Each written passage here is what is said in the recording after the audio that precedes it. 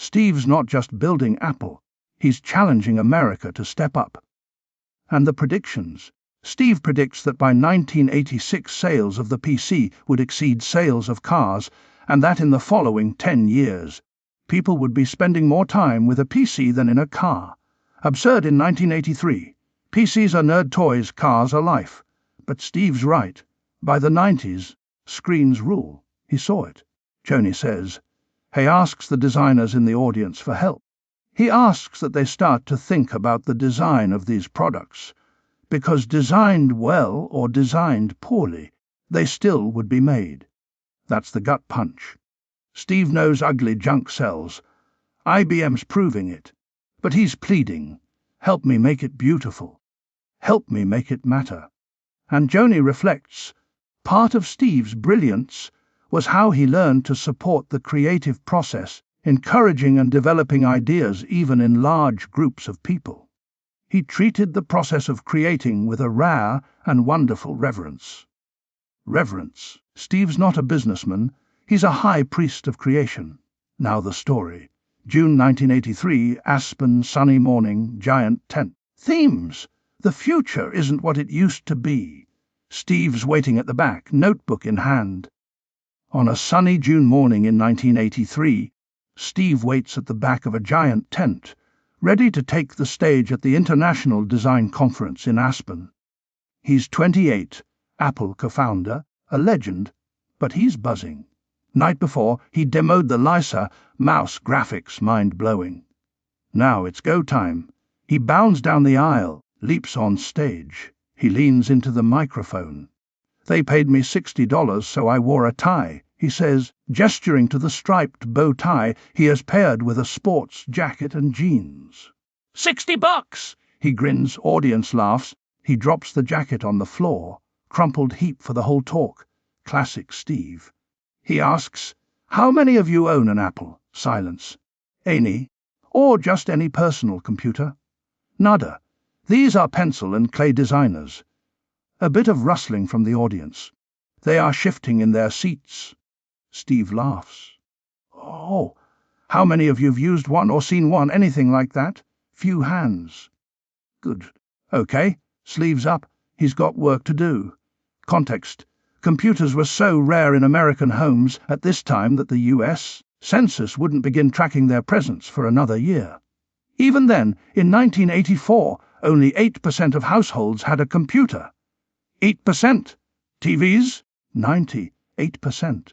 Computers are fringe. But Steve knows they're about to explode.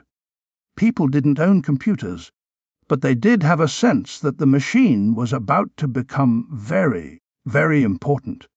Time magazine just named the Computer Man of the Year. Apple's in the Fortune 500, youngest ever. Steve's riding the edge.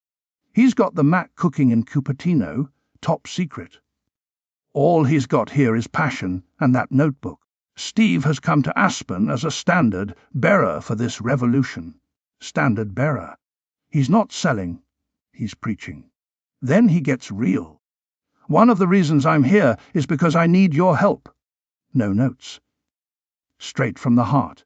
It predicts that the industry will sell 3 million computers in 1983 and 10 million in 1986, whether they look like a piece of shit or they look great. Audience laughs. He swears they're shocked. But he's not joking. IBM's outselling Apple with trash.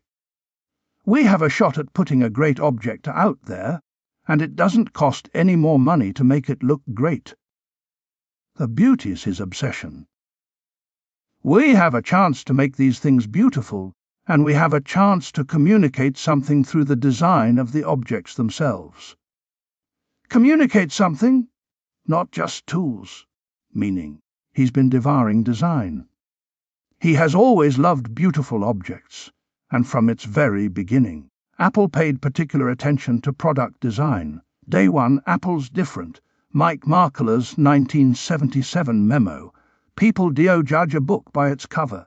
We may have the best product, the highest quality, the most useful software, etc. If we present them in a slipshod manner, they will be perceived as slipshod. If we present them in a creative, professional manner, we will impute the desired qualities. Impute. Design's identity. Steve's learning from everywhere. Jerry Mannock, first designer from HP. Steve loves his HP 35 calculator for how it feels. Her daughter's HP 35 calculator, not just for its functionality, but also for how it felt in his hand, and for the haptic response of the keys when he pressed them. Haptic response. He's obsessed with key clicks. He's studying VW vans, wine labels, Tiffany lamps. He drags the Mac team to see them. He's asking about Issey Miyake clothes.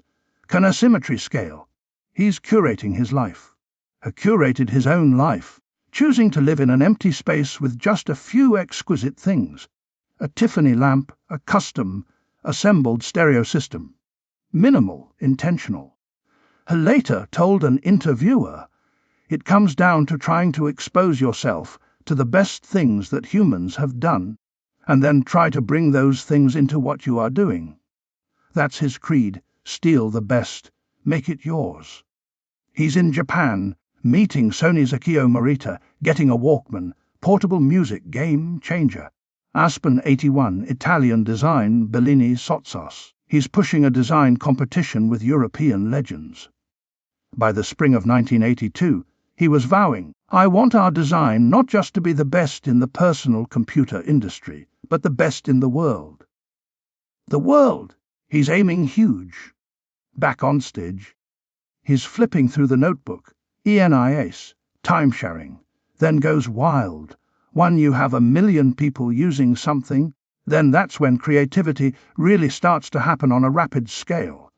1 million! He's seeing a tsunami of human potential. He's riffing. Email, mouse drawing, radio links. Wi-Fi decades early! Mighty's Aspen movie map, interactive, insane. What would Aristotle say? He's dreaming big.